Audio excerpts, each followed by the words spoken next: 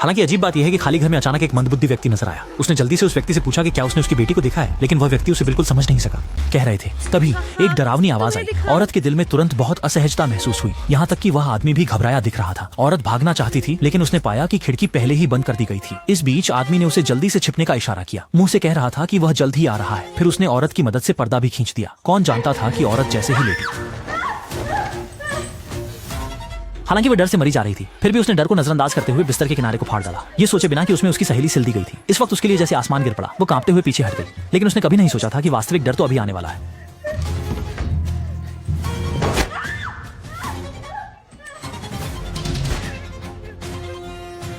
असल में यहाँ के लोग गायब नहीं हुए, बल्कि सभी मर चुके थे। जल्दी में महिला ने अभी अभी मिले उस व्यक्ति को ढूंढ लिया। उसे अपनी सहेली को बचाने के लिए उसकी मदद चाहिए थी, लेकिन वह किसी भी तरह से कसकर बंधी रस्सी नहीं खोल सका। उसने सहेली की अस्पष्ट आवाज पर भी ध्यान नहीं दिया, लेकिन जैसे ही उसने अनजाने में बिस्तर के नीचे देखा, उसका दिल धड़कने लगा। उस व्यक्ति के जूते पर खून के धब्बे कैसे आ गए? बेहद असहाय वह सोच रहा था कि उसकी सोच गलत हो, लेकिन इस समय वह व्यक्ति भी अब और नाटक नहीं करना चाहता था।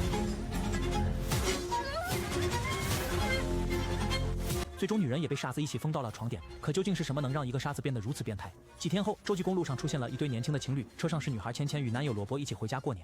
谁知行至半途，一辆卡车突然加速超越，并且自那以后，卡车一直都在他们的前方。不一回，卡车上的男女被卡车后备箱的铁栅栏给卡住了。不仅如此，罗伯还发现一辆轿车老是贴在他的身后，疑惑不解的他便跟随卡车一起驶进了加油站。那辆轿车也非常默契的尾随而至。就这样，三个素不相识的男人开始产生了交集。 刚下车，轿车司机就非常热情地与罗伯握手，只不过眼睛男却有意无意地看向车内的钱币。而在三个男人赶往上店期间，钱币就发现了毛骨悚然的一幕。एक दृश्य में ट्रक के अंदर अचानक एक औरत निकल आई, लेकिन जब ट्रक चालक थकेला लौटकर आया तो वह औरत फिर से भयभीत होकर छिप गई। साथ ही चश्मे वाले आदमी ने रोबर को एक योजना के बारे में बताया। उसने कहा कि हुजीगे को वायरलेस के माध्यम से जानकारी मिली कि आगे की सड़क की स्थिति बहुत खराब है, और यह हुजीगे ने भी पुष्टि की। अच्छा हुआ कि हुजीगे को एक वैकल्पिक छोटी गली का पता था और वह आगे रास्ता दिखाने के लिए भी तैयार था। ये सुनकर रोबर ने तुरंत बहुत धन्यवाद किया। कुछ देर बाद एक नई यात्रा शुरू हुई। बस पेंसिल ने असंतुष्टता का इजहार किया। चिंता कारण यह है कि ट्रक की महिला ने उसे बेचैनी का एहसास कराया, और सच में उसकी छठी इंद्री सही निकली। ज्यादा दूर जाने से पहले ही महिला ने एक बचाव का पत्र बाहर निकाल दिया। सिसी ने तुरंत अपने बॉयफ्रेंड को चेतावनी दी, लेकिन जब तक रोबर कुछ समझ पाता, पत्र पहले ही उड़ चुका था। तभी रोबर का बॉयफ्रेंड नाराज हो गया। उसने चिल्लाया, जल्दी भागो।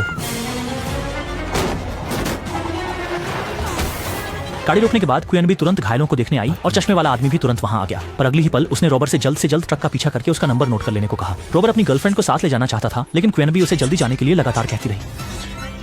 मजबूरी में रॉब को अकेले ही जाना पड़ा, लेकिन उसे बिल्कुल भी उम्मीद नहीं थी कि इतने संकरे रास्ते पर ट्रक की रफ्तार इतनी तेज होगी। भले ही उसने पूरी कोशिश की, फिर भी वह ट्रक की पिछली लाइटें नहीं देख पा रहा था, और ट्रक भी उसके पीछा करने पर रहस्यमय तरीके से गायब हो गया। किसने सोचा था कि जब वह बाहर उतरकर जांच कर रहा था तो अचानक से अंधेरे में तेज रोशनी चमकी और वह ट्रक तेजी से उसकी ओर आ रहा था। शुक्र है रॉब ने तुरंत प्रतिक्रिया दी। वह तेजी से गाड़ी में बैठा, गियर लगाया और फिर एकदम उसकी बातचीत हुई। लेकिन ट्रक का लक्ष्य वह नहीं था, और इस तरफ घायल महिला भी जाग गई थी। लेकिन चानबी ने महिला के टूटी फूटी बातों से जाना कि उसे किसी ने गाड़ी से बाहर नहीं फेंका, बल्कि उसने जानबूझकर गाड़ी से बाहर निकला। ये सुनकर चानबी हैरान रह गई। इसी समय वह ट्रक फिर से लौट आया। जब रोबर लौटता है तो वहाँ गर्लफ्रेंड की आवाज नहीं होती, बस घायल चश्मे वाला आदमी बचा होता है। चश्मे वाले आदमी ने बताया कि दोनों महिलाओं को दाढ़ी वाले आदमी ने ले लिया।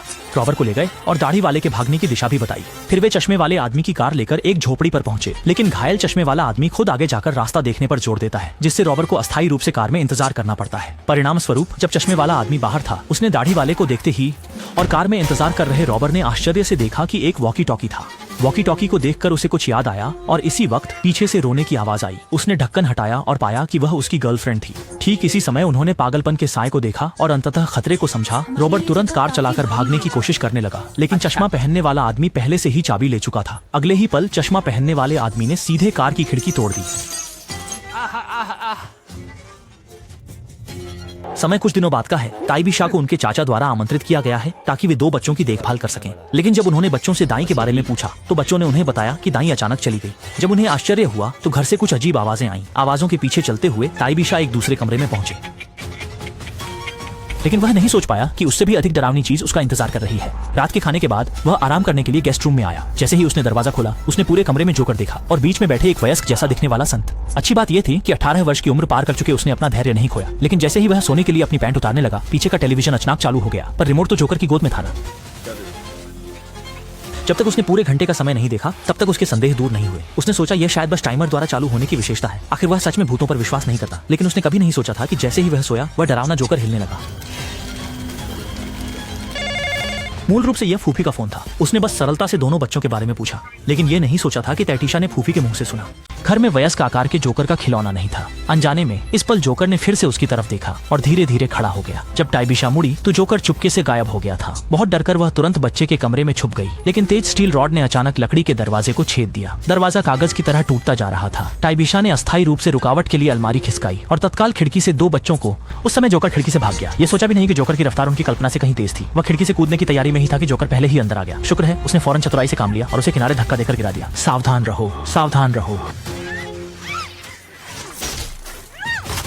हालांकि वह नीचे गिर गई, लेकिन कम से कम एक संकट से बच गई। घबराई हुई उसने फिर से स्टोर रूम में छुपने की कोशिश की और अंदर आते ही छुपने की जगह तलाशने लगी। लेकिन यह कतई नहीं सोचा था कि कैबिनेट का दरवाजा खोलते ही वहाँ एक मरे हुए इंसान को देखेगी और यह मरी हुई औरत घर की नौकरानी ही तो थी। उसी समय पहले वाला जोकर दिखाई दिया। हा हा हा हा हा हा। फिर से जागने पर टाइबिशा पहले से ही एक बंद कमरे में थी। एक यूनिफॉर्म पहने आदमी उसके पास खड़ा होकर उसे शांत करने की कोशिश कर रहा था, लेकिन इस समय टाइबिशा जमीन पर बैठी मानो पागल हो गई हो। कुछ समय बाद वह आदमी कमरे से बाहर चला गया और टाइबिशा ने अचानक अपने बचपन की एक याद को याद किया। जब वह बहुत छोटी थी तब बच्चों के बीच एक खेल बहुत लोकप्रिय था, जिसमें हर कोई पसंदीदा दृश्य को एक बंद फिर बॉक्स के साइड में एक छोटा छेद बनाए ताकि अन्य लोग देख सकें। उस समय उसने बॉक्स में कई प्यारे खिलौने सजाए थे, लेकिन एक लड़के ने देखने के बाद इसे बहुत उबाऊ पाया। फिर लड़के ने फिर से शी के बॉक्स को उठाया और अंदर की दौड़ती कारों को देखकर सीधे मजाक उड़ाया कि इसमें कोई नई बात नहीं है। बाद में लीजा की बारी आई। लीजा ने एक ओवरनाइट पार्टी सजाई थी। अंततः लड़के ने किसी भी लड़की के बॉक्स को मंजूरी नहीं दी। इस समय लड़के ने आत्मविश्वास से अपना बॉक्स उठाया।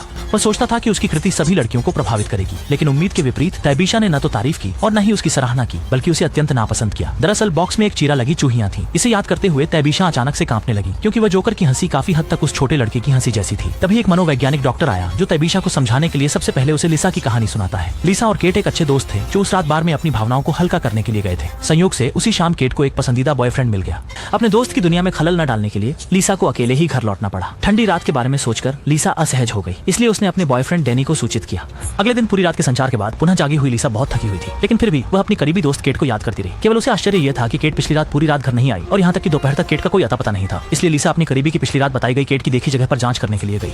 किया गया होटल। जैसे ही उसने डोरबेल बजाई, अंदर के लोग बिस्तर नहीं होने का बहाना बनाकर उसे बाहर कर दिया। लाचार होकर लिसा ने अपने बॉयफ्रेंड डैनी को ढूंढा। उसे उम्मीद थी कि उसका बॉयफ्रेंड स्वास्थ्य विभाग के पद का उपयोग करके होटल की जांच कर सके। सचमुच जब उसने डैनी को पहचान पत्र दिखाते हुए देखा, मालिक को लोहे का दरवाजा खोलना पड़ा। जैसे ही अंदर गए, डैनी ने एक प्राचीन ग्रामोफोन देखा। मालिक ने उसे बताया कि ग्रामोफोन भले ही पुरानी है, लेकिन यह अभी भी संपूर्ण गाने बजा सकता है। सुनने के बाद डैनी की भी दिलचस्पी जाग गई। उसने तुरंत इसे महसूस करने के लिए इसे हाथ में लिया। जैसे ही डैनी धीरे धीरे घुमाने लगा, एक के बाद एक सुंदर संगीत सुनाई दिया, लेकिन अगले ही पल संगीत उसकी अंतिम विदाई धुन बन गया।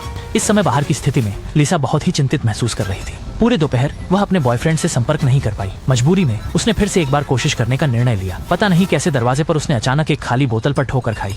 बिखरने की आवाज ने तुरंत ही होटल के मालिक को बाहर बुलाया, जिसका फायदा उठाकर लीजा ने उसके पीछे से चुपचाप प्रवेश किया और अपनी अंतर्दृष्टि पर भरोसा करते हुए लीजा सीधे टॉप फ्लोर के रूम में पहुंच गई। इसके आगे जो हुआ वो वही है जो कहानी की शुरुआत में बताया गया। कहानी समाप्त होती है और टाइबिशा की मुद्रा और अधिक चिंताजनक लगती है। तभी डॉक्टर उससे पेंसिल के बारे में पूछते हैं। पेंसिल का नाम सुनते ही टाइबिशा अंततः अस्थिर हो जाते हैं। उसने डॉक्टर को बताया कि लिसा और चियान उसके बचपन के दुश्मन है। हम पहले एक कांटे हिल्स नामक छोटे शहर में रहते थे। इस छोटे शहर का नाम सुनकर डॉक्टर तुरंत उस लड़के को याद करने लगे जिसे उन्होंने पहले इलाज किया था और कहा कि उस लड़के की मुस्कान बहुत खास थी। इसके बाद उन्होंने टाइबिशा को बताया कि उन दोनों में से कोई और भी इस इमारत में है। इस पर टाइबिशा घबरा गई और एक अजीब सी डर ने तुरंत पूरे शरीर में घर कर लिया। डॉक्टर को भी अपने द्वारा प्राप्त मदद के फोन कॉल की याद आ गई और उन्हें अचानक अपनी रीढ़ की हड्डी में ठंडक महसूस हुई। संपूर्ण शरीर ठंडा हो गया। क्या यह सब कुछ उस समस्या बालक द्वारा संचालित है? वह जल्दी से कमरे से निकल गया, लेकिन डॉक्टर के जाने के थोड़ी देर बाद टाइबिशा के कमरे का इलेक्ट्रॉनिक दरवाजा अपने आप खुल गया और जैसे ही उसने सिर बाहर निकाला, उसने एक डरावना दृश्य देखा। पता नहीं जमीन पर कब एक औरत आ गई थी। अगले ही पल एक वर्दी में आदमी दिखाई दिया। टाइबिशा ने तुरंत चैन की सांस ली। उसने अंततः बचाव की उम्मीद देखी। पता नहीं था कि वह व्यक्ति उसे पूरी तरह से अनदेखा करेगा और वह मरी हुई औरत पहले की डॉक्टर थी। जब तक टाइबिशा पास नहीं गया, उसे स्थिति की गंभीरता का एहसास नहीं हुआ।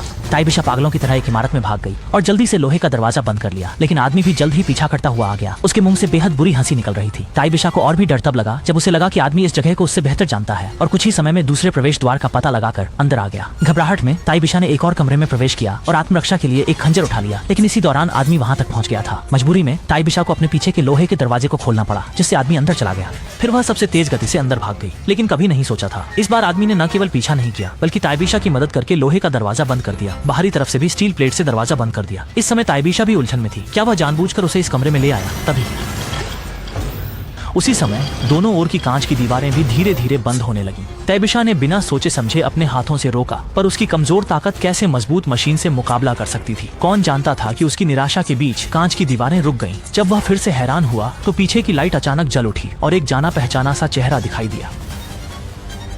उसने तुम्हारे साथ क्या किया है? दोनों लड़कियों का पेट पहले ही चीरा जा चुका है और उनकी त्वचा को लोहे की हुक से दोनों ओर खींचा गया है। यही तो वह छोटा लड़का है जिसने बॉक्स में चूहे का छेद बनाया। दृश्य में ताइबिशा अंततः सामने वाले की पुष्टि कर लेता है। इसी समय एक आदमी प्रकट होता है। वह पहले लीसा के सामने आया और कुछ इशारे किए, फिर पेंसिल के पास पहुंचा। अपनी रचना को देखकर उसका विकृत मन गर्व से भर जाता है। लेकिन जब उसने पूछा कि ताइबिशा को यह मजेदार लगता है या नहीं, तो ताइबिशा ने उसे कोई जवाब नहीं दिया। ये सुनकर आदमी का चेहरा तुरंत बिगड़ गया। मूल रूप से यह केवल नकली त्वचा थी। हालांकि आदमी ने वास्तव में काम करना शुरू कर दिया। अपनी सहेली को बचाने के लिए ताइबिशा को सहयोग करना पड़ा। उसने सिर हिलाकर आदमी के अनोखे विचार की प्रशंसा करने की कोशिश की। ये नहीं सोचा था कि सुनकर आदमी ने सच में अपनी हरकत रोक दी। फिर आदमी कांच के सामने आया। ताइबिशा की मुस्कान देखकर आदमी ने भी दिल से मुस्कान दिखाई और घटना का विकास भी ताइबिशा की उम्मीद के अनुसार ही हुआ। अगले ही पल आदमी ने कांच के दरवाजे को खोल दिया।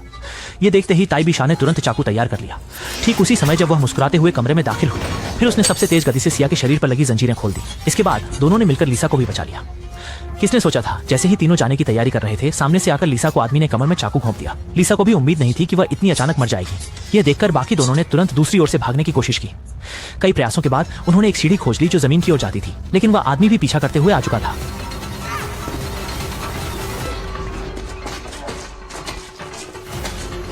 ऐसे ही तीनों ने इस तंग जगह में जीवन और मृत्यु की दौड़ लगाई।